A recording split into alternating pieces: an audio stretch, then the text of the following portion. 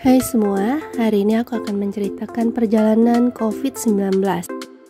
Virus COVID-19 pertama kali ditemukan di kota Wuhan, China pada tanggal 31 Desember 2019. Pada tanggal 11 Maret 2020, WHO mengumumkan bahwa COVID-19 menjadi pandemi di dunia. Resiko penularan COVID-19 sangat luar biasa melonjak tajam. Ini dibuktikan pada awal Maret 2020, Indonesia mengalami lonjakan kasus yang signifikan.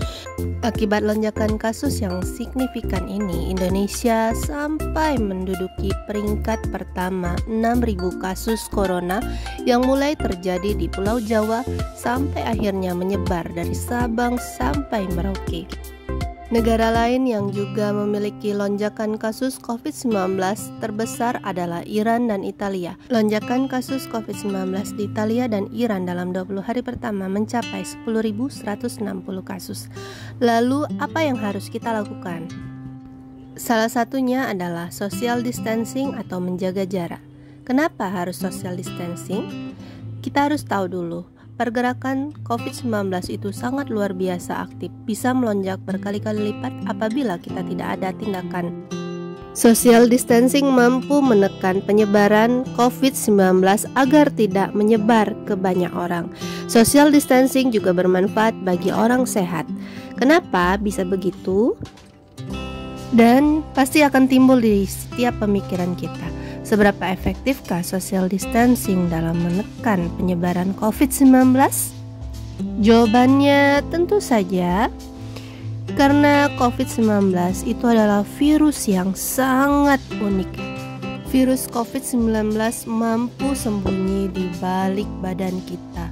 Bagi kita yang merasa sehat-sehat saja, tentu kita tidak akan mengira bahwa virus COVID-19 itu sebenarnya sudah ada di dalam diri kita.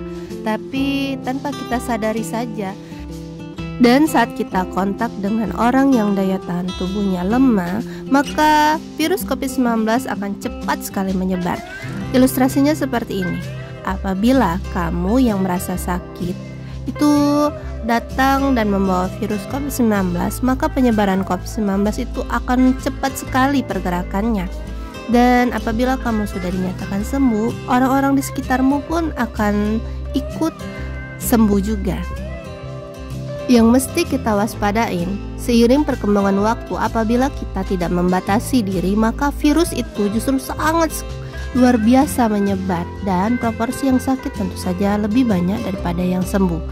Tapi apabila kita cepat membatasi diri atau melakukan social distancing, justru perkembangan proporsi yang sakit akan lebih sedikit dan proporsi yang sembuh akan pelan-pelan lebih banyak. Kalau udah gini, apakah kita masih membiarkan kasus COVID-19 semakin lama semakin menyebar, bahkan sampai menimbulkan korban jiwa yang semakin lama semakin banyak? Kita harus banyak-banyak berpikir nih, harus bagaimana langkah selanjutnya. Karena kita tahu tadi, COVID-19 itu kan cepat sekali menyebar dari satu orang ke orang yang lain. Tapi bukan berarti kita harus putus asa. Justru kita harus tetap berpikir positif, karena tanpa kita sadari juga, kita pernah loh menghadapi pandemi yang lebih dari ini. Di tahun 1918 kita pernah dilanda pandemi flu Spanyol, dan di tahun 2009 kita pernah dilanda flu babi. Saat itu teknologi belum secanggih sekarang. Semoga dengan rasa optimis kita semua, kerjasama setiap negara yang semakin erat, dan tentu saja perjuangan para pahlawan kesehatan yang tidak pernah berhenti bahu-membahu untuk mencegah COVID-19, sehingga pelan-pelan kita mampu keluar dari pandemi ini. Mungkin selama ini di pikiran kita semua, apabila kita sakit, kita cukup minum obat. Lalu bagaimana jika dunia yang sakit? Kita butuh suatu teknologi, yaitu vaksin, untuk mencegah COVID-19. Sebelum ditemukan vaksin, kita sudah melakukan beberapa upaya, yaitu memakai masker, menjaga imunitas tubuh, dan para peneliti juga saling bekerja sama untuk meneliti. Seberapa bisa dan seberapa cepat vaksin dapat diciptakan? Timbul pertanyaan lagi nih akhirnya di antara kita. Peneliti butuh waktu dan riset untuk meneliti kandungan dari vaksin COVID-19 dari uji preklinis sampai akhirnya bisa diuji klinis ke masyarakat.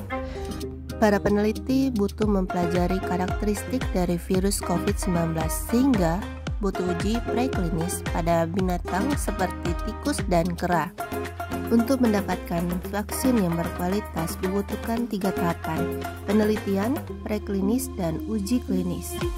Vaksin yang sudah dalam tahap uji klinis akan diberikan kepada hewan seperti tikus untuk melihat seberapa besar efektivitas vaksin yang akan diberikan.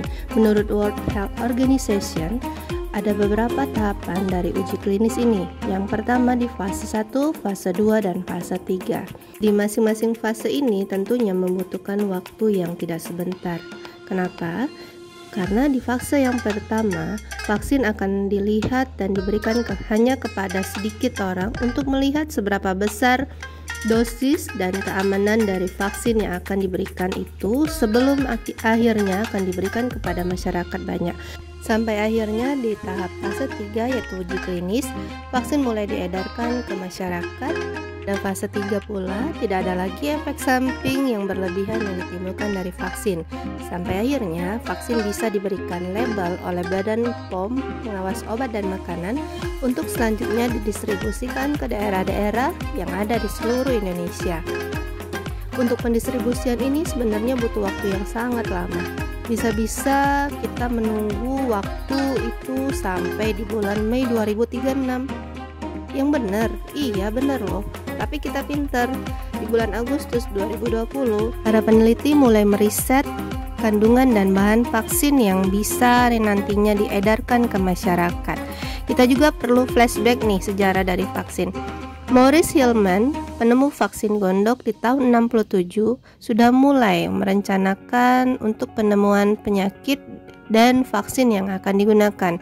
Para peneliti vaksin dari negara-negara lain pun berjibaku untuk saling meneliti kandungan dari vaksin ini. Sampai akhirnya vaksin sudah masuk di tahap uji preklinis. Ini tahap sebenarnya butuh waktu yang sangat lama, yaitu 16 tahun. Bisa dibayangkan dong, harusnya kita 16 tahun social distancing, tapi ternyata di bulan Juni 2021 vaksin sudah bisa diedarkan dan peneliti juga masih mencari karakteristik sebenarnya dari COVID-19 ini. Bentuknya seperti apa dan juga kandungan vaksin itu apakah instan, halal, dan inilah yang masih menjadi teka-teki misteri yang terus dicari sama peneliti.